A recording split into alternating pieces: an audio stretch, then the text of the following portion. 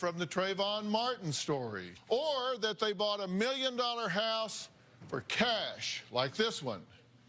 But today's guest isn't like any other in many ways, because Christy has gone from being a 3-time Emmy-winning TV news reporter with a glamorous headshot to a 3-time arrested former reporter with a drunken mugshot. She has no job and no contact with her daughters. Here is this one-time reporter's own report about her road to ruin. Damage that looks just like the damage from the plane of Flight 261 has been found on the same kind of parts in 2 more Alaska MD-80s. It's embarrassing, ridiculous, because of my drinking. I've gone from leading national network investigative reporter. We hid 2 video cameras in our vehicle. To no job and sleeping in a bush. In 2001, paid cash $1.2 million for an incredible house on the water. Right now I have probably $300 to my name. A lot of my financial problems were because I was out of it on drugs or alcohol. In January of 2013, I remember having no car, no money, totally depressed, disconnected from my daughters, and almost having $50 only and didn't want to spend it on a motel. I remember walking behind a fast food restaurant and bushes this high and sleeping under the bush. After my car accident in 2010, I was taking 3 or 4 oxycodone a day. I started drinking alcohol to go to bed. When I went into rehab, my daughter Heather turned on me. Heather exaggerated my addiction, smeared my character. I would walk into my mom's room and she'd be passed out on the bed and there would be empty bottles of vodka lining the room. I'm not a drunk, but right now, including having drank this morning, I drink 3 nights a week, and I'll drink like up to a bottle of wine to go to sleep. The reason I've drank is loneliness, but mostly heartbreak. I know if I had the love of my daughters, I could not drink, but it's because there's such deep love between my daughters and me severed that I drink so much. Well, it's gotten so bad that Christy was recently arrested for attacking a pregnant woman at Christmas time. Last month, I was at a domestic violence shelter. I ended up being arrested. I had to spend 10 days in jail. It started because a woman who said she was pregnant started smashing on the ground Christmas ornaments that I had just hung with 2 little girls. So I stood by the tree and put my arms back, and she came right at me and thrusted at me. And it was the second time police had come for the same thing. First time, they listened to her story, didn't believe me, as they should have, but this time I'd been drinking. So I was arrested because when I was asked, have you been drinking? I lied. He smelled my beers. Suddenly, I'm in the handcuffs. Even though I was charged with felony on a pregnant woman, that's been dropped. I'm ready to be very honest about what's happened and what alcohol does. I have lived my life honestly and truthfully. It's been the #1 thing with my daughters and my job, and that's why I want to do this interview. Okay, have you been drinking today? This morning. How much did you drink today? I, last night, ordered a vodka and cranberry at like 10 o'clock and kept it till this morning, and at 4:33 I drank it. Okay, because you were starting to withdraw? Yeah, I have shakes. Then you're drinking a lot. In the last 2 weeks since this happened, I drink now more than I have ever. Okay, and the this happened is what? What's the this? When I was charged falsely and put into jail, I started drinking more. Well, here's the arrest report. This is what they said happened at the women's shelter. Victim 1 said you proceeded to call her a black bitch and got into her face. Witness number 2 said that you nearly pushed her to the ground, and she says she was 7 months pregnant. Witness number 3 said you grabbed witness number 1's arm and yanked it very hard. There was a 4th witness that said you began calling the victim a racist and karate chopped her arm. Witness number 5 said you grabbed the victim's arm and yanked it and hit her. So all of these women were saying that you were very violent. Were you out of control at that point? And what they don't have in the report is police did not believe them. But I went and drank a Steel Reserve, and he asked me, have you been drinking? And I went, no. And of course I had. I lied to him. And so the next thing, I'm in handcuffs. Then you were arrested at a Denny's restaurant. And that was when your daughter, Haley, called the cops on you. Yes. I hadn't heard from my mom in a couple of months, and I got a phone call about 2 a.m. saying that my mom was at the Denny's. I walked in and she was sitting with my 2 dogs in Denny's. She had a bag of wine, and I was like, what are you doing? And she all of a sudden started saying that, like, she hates me. You're the worst daughter ever. I told Denny's to call the cops. Haley had me arrested. Haley. We'd just been evicted from a house, I'm sure, and I had drank 2 glasses of wine.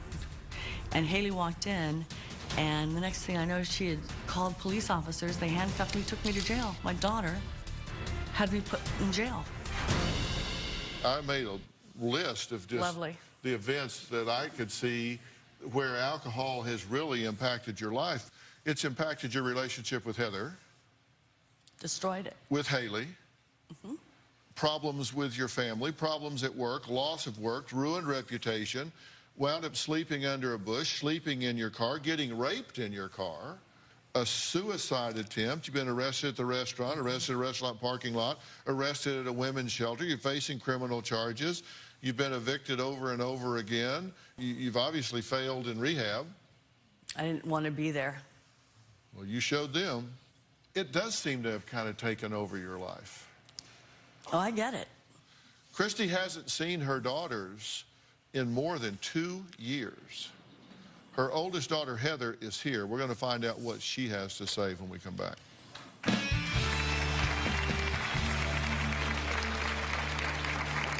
My daughter's Heather, 22 now, and Haley's 20. Throughout their life, single mom.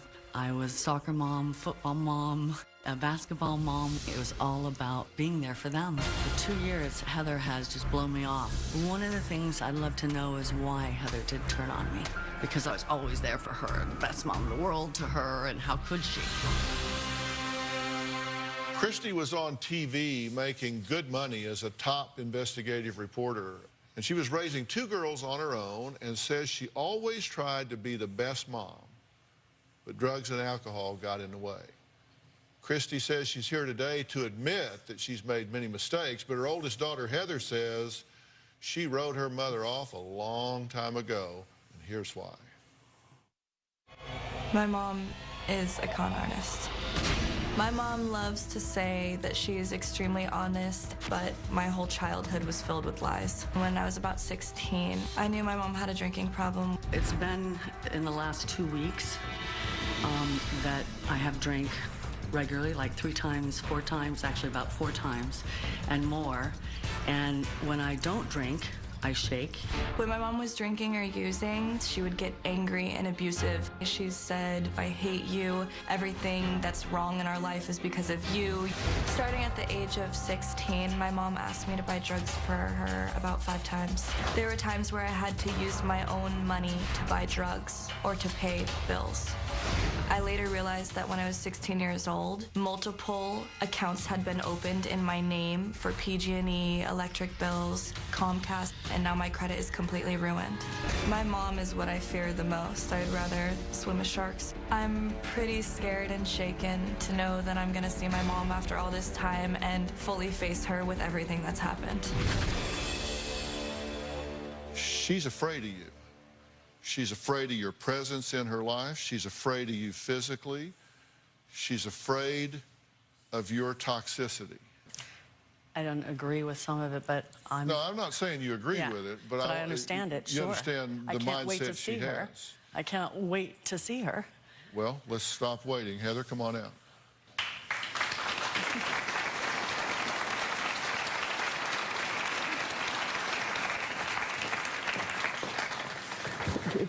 I love you.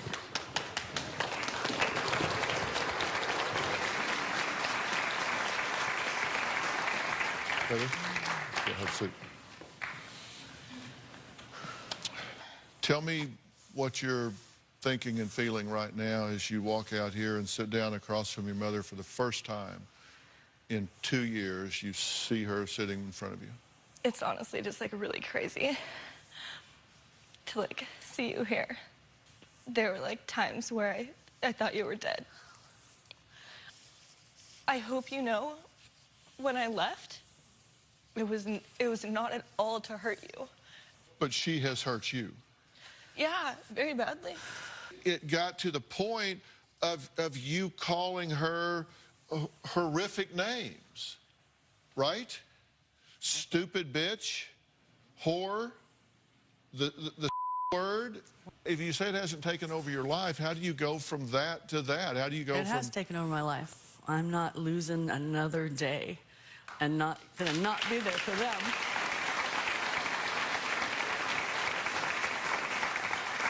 So she says she's afraid of you. You know what I'm afraid of? What? I'm afraid you know just enough to be dangerous. Just enough to say, I have to own it, it's my problem. But you know what? I've been doing this a long, long time. There's no way I'm gonna my daughters. There's no way I'm not. Heather, I haven't talked to her for 2 years. She won't be in my life another day. I know that. Now, there's a second daughter involved in this family. Christy hasn't seen her in 2 years either. Take a look. The first time I ever realized that there was a major problem was when we first got evicted and I was 15 years old. I came home from school, nobody was home. Then I got a knock on the door by a sheriff who said that we were getting evicted. My mom was nowhere to be found and I had no answers. I was then informed by my aunt and my sister that my mom had had a problem this whole time and she was in rehab, and I had no idea that there was even a problem. She just left me to fend for myself. When I was young, I did really well in school until everything started to change and I wasn't focused on school anymore. I was more focused on where am I sleeping or where's my mom. I had so much potential, but because of my mom and everything that happened, I lost everything. What do you want to see happen today? My mom just admit everything and me have some closure, I guess. You talk to your mother more than your sister knows, right? Mm-hmm. I just rather avoid, like, judgment. You don't tell me at all, so I just never know. When you talk What's to her happening? when she's drunk, she turns on you, though, right? If she's drunk, she says she hates you and you're a piece of so it's a different mom when she's drunk and when she's not. She used to, like, tell me to kill myself and stuff when she was drunk. Tell you to kill yourself? Yeah, I remember the Safeway parking lot. You were drunk. I was, like, 9 years old. You've missed a lot of this, haven't you? Actually, I haven't. What I do know is Haley, and I don't want to jump on my You daughters. used to say the most hurtful things to me when you were drunk. And I'm sure I did, but you're the one who would say, I hate my life, I'm going to kill myself. If I ever... And you would always say, yeah, go do it. Because you'd be drunk. Because, like, I'm sorry, I don't do well with my mom being drunk at all. You know what I'm waiting for? What? I'm waiting for somebody here to get real.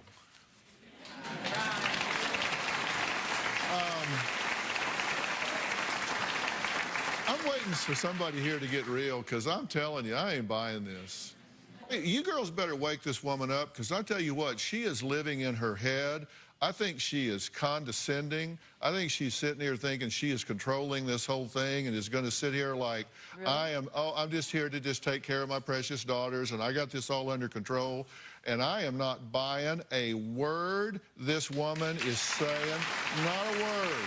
I'm just telling you. And I help people that really want to be helped, and I don't help people that don't. And right now, I ain't leaning into her at all. It's time for me to grow up, and I mean it, and I want to go get help, and they wouldn't be here if they didn't believe it. No, they may believe it, but I don't. What happened during Christy's, what is referred to as fake suicide? We're going to find out what both of her daughters have to say about that when we come back. The police had probably 12,000 guests on this show.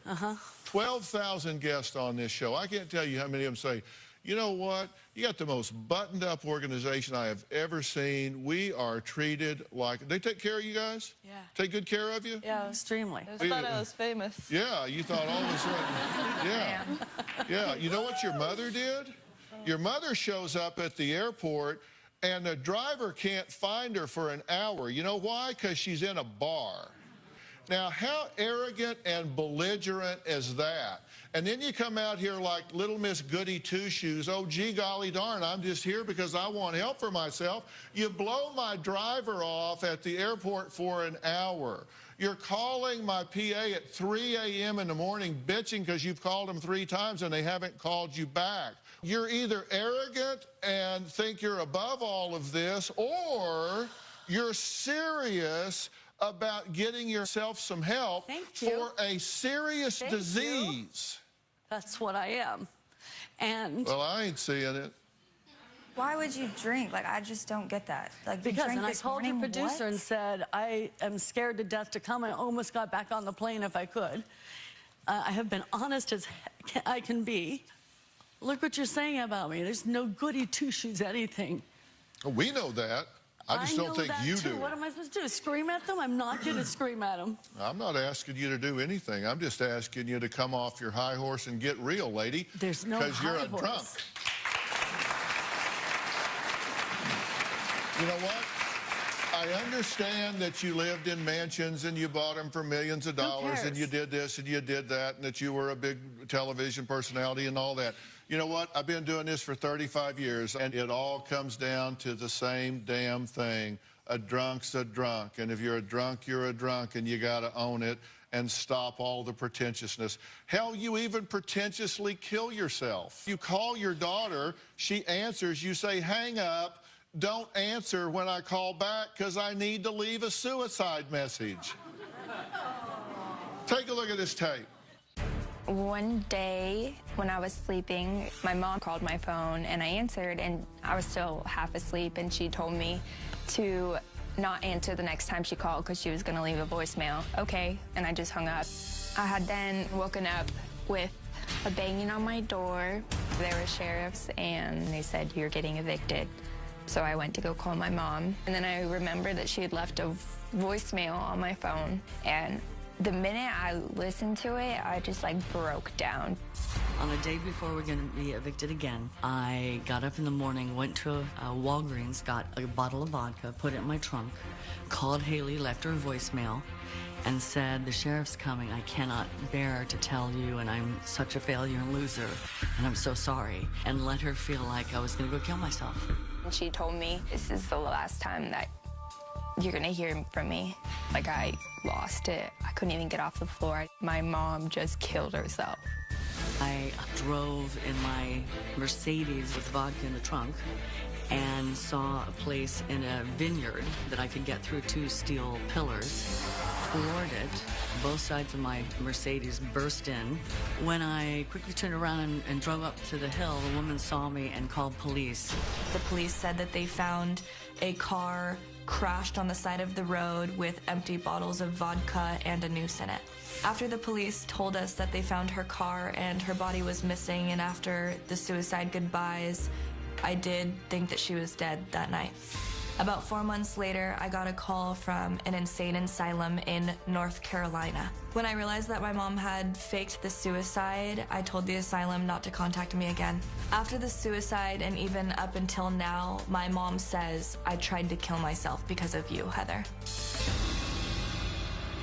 Well, I don't know where the fake thing came, because the truth is, the only reason I say Mercedes, who cares about the car, is it's apparently you do. No. I got in my Mercedes and went to the vineyard to end my life. Oh, Lord, give me a break. That's honestly not what I meant. Mercedes are strong, and I burst them in, the walls, but I hear you. Who does that to their daughter? Every day, I don't know if you're alive or dead. I'm like, I think she is actually dead. The past few months. Which one of you gets up and checks the obituaries? You do it every day? You check the obituaries on a regular basis? Yeah. Well, the truth isn't what Dr. Phil's not getting.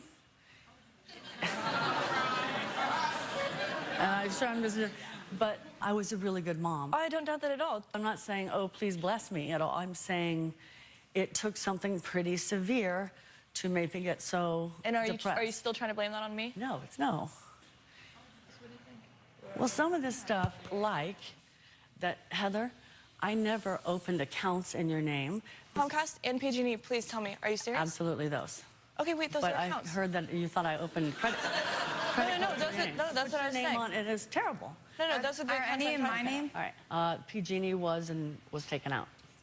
Because remember, I called them back and So she's ruined your credit. Oh, terrible. I can never buy a car or anything. Because when I was 16 years old, I got in debt so much. I can't ever. For accounts you didn't even know had been opened. No, and they say the only way I can do it is if I sue her, and like that's like the last thing that I'm like trying to do is go to court with her. Up next, Heather claims her mother tried to kill her beloved pet dog and then tried to frame her for abuse. Christy says that couldn't be farther from the truth. I plan to get to the bottom of that, and I have one really big question for Christy because she hasn't come even close to addressing this issue since we got here, and it's the #1 thing I've been listening for. We'll be right back.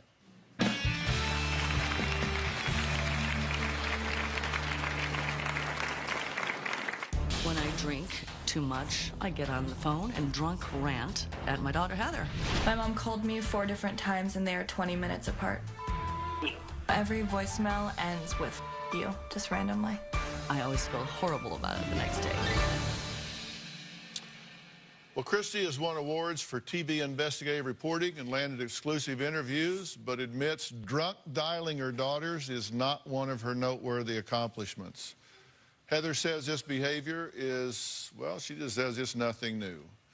In fact, Heather claims her mother once tried to get Heather arrested by going in the bathroom and punching herself in the face after trying to kill Heather's dog. Take a look. My mom once locked me out and said that I could no longer have my dog, so I called the police. When I tried to take my dog out, she grabbed him by the neck, and he was a puppy, probably about this big, and she slammed his head against the wall and said, "If I can't have him, you can't either." I love Titus. No way would I hurt him. The situation with Titus, Heather's dog, happened because the day before, Heather beat the living crud out of Haley, screaming. I had to kick Heather out of the house. The next morning, Heather tried to take Titus, and I grabbed Titus and tried to keep Titus from going with her. And she lost it. And Heather jumped on me, and she's a boxer, and started pounding on me and holding me down.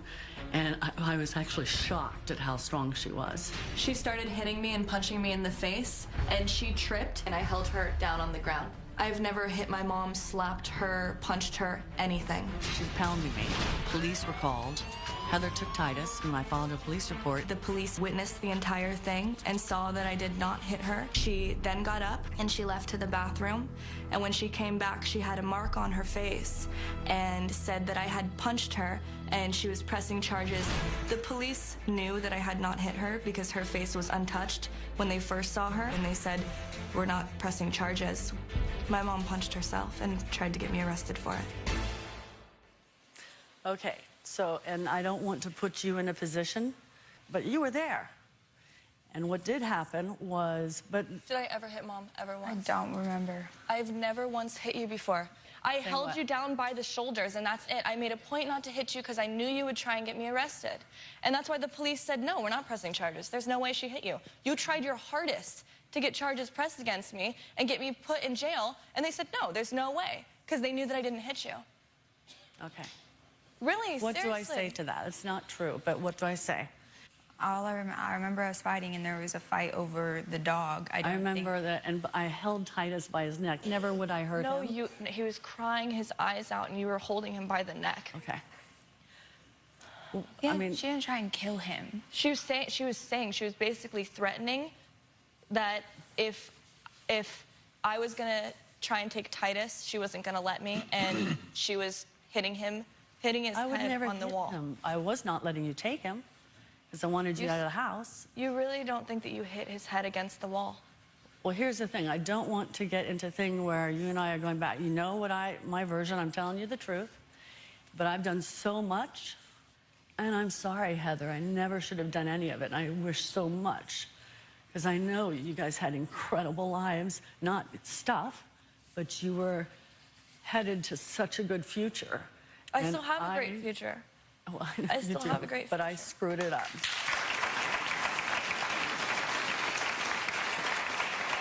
And I'm at a point now, I know you say that I need you as a mom, but I've had to come to terms with myself and be my own mother and mother myself. I want you to get help because you need help. And then once you get to that place, then I'll consider welcoming you back into my life. But I've really closed off that part of me. It's gonna be really hard to let you back in, really hard. And I'm gonna have to see crazy improvement.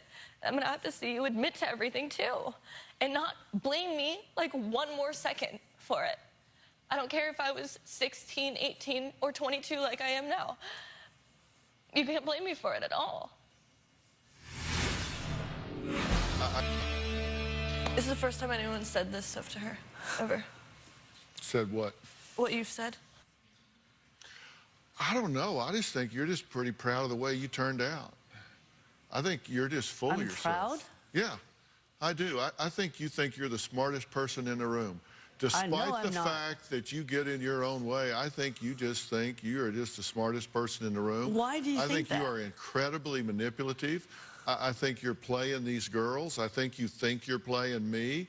I think you play everybody and everything. I think you are incredibly narcissistic. I think you are incredibly self-serving. I think you have not one time looked at these girls and sincerely said, I am sorry that I selfishly manipulated and destroyed your lives. I am sorry that I did that. You have not said that. You want to argue about where you had your hand around the dog's neck. The fact is that you have stolen their identity. You have stolen their lives. I mean, come on, woman. Are you kidding me?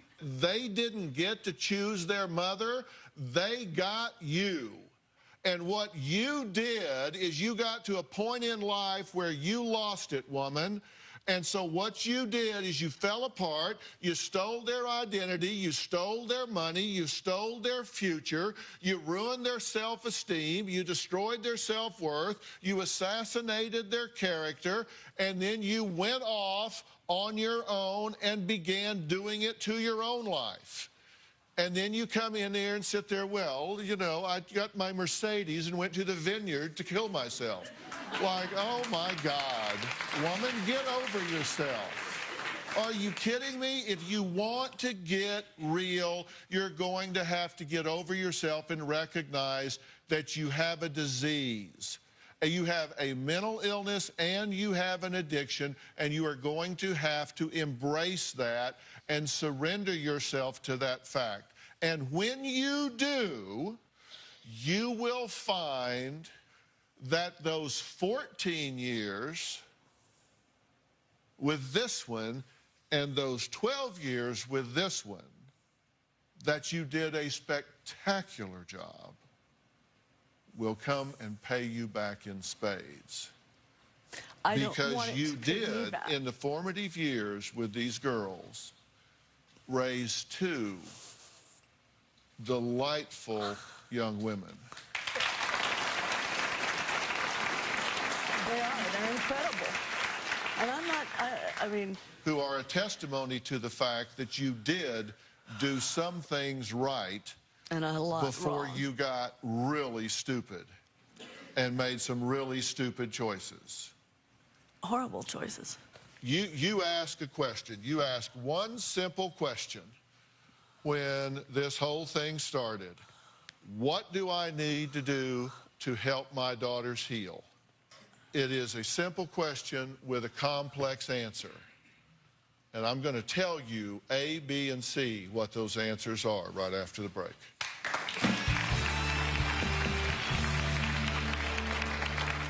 Introducing Dance All You. Free tickets, go to drphil.com and click Be in the Audience, or you can call 323-461-PHIL.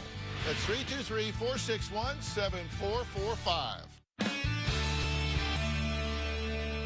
Yeah, you asked the question, what do I need to do to help my daughters heal?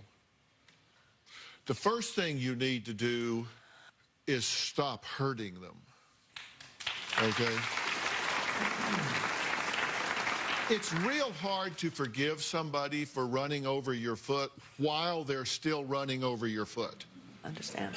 You continue to damage these girls when you continue to damage yourself and therefore them. Let me tell you, I've always said, I don't care what it is, children have a unique ability to figure out how everything in their family and life is their fault. Right. They really do. I don't care what it is, whether they're 4, 5, 6, or 16.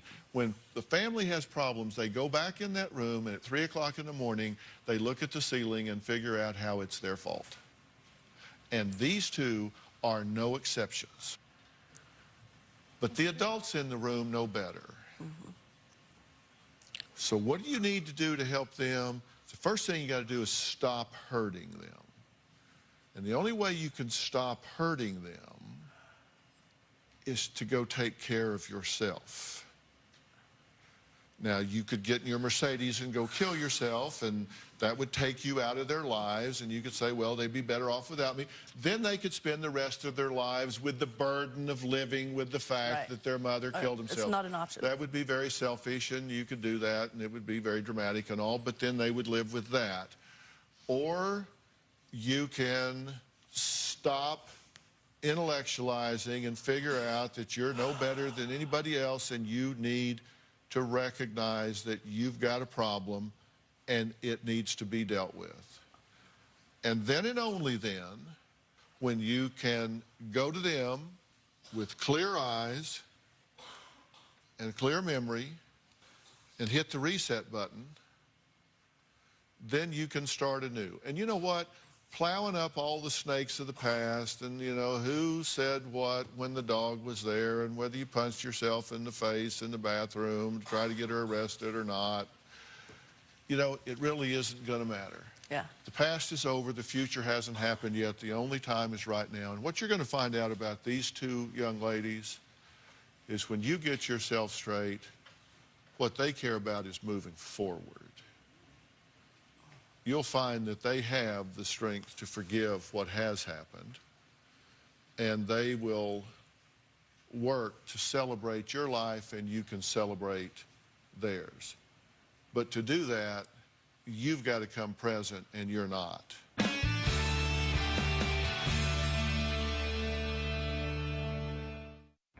Closed captioning. Visit our website and subscribe to our email newsletter. You'll get weekly updates, life strategies, and exclusive video that you won't find anywhere else.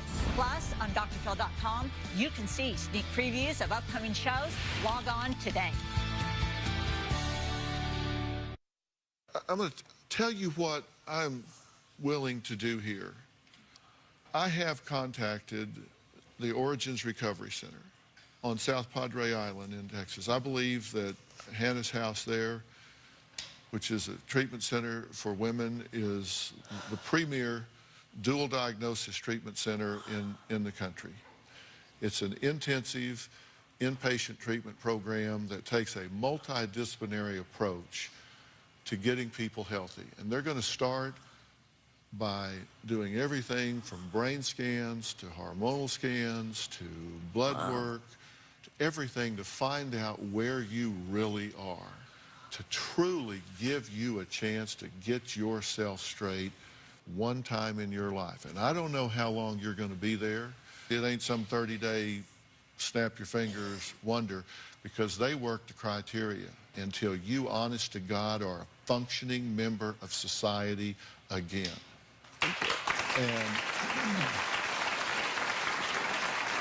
And at some point, you guys will have to plug into that process down the line, and I am willing to make that a gift to your family, from me to your family, with a condition.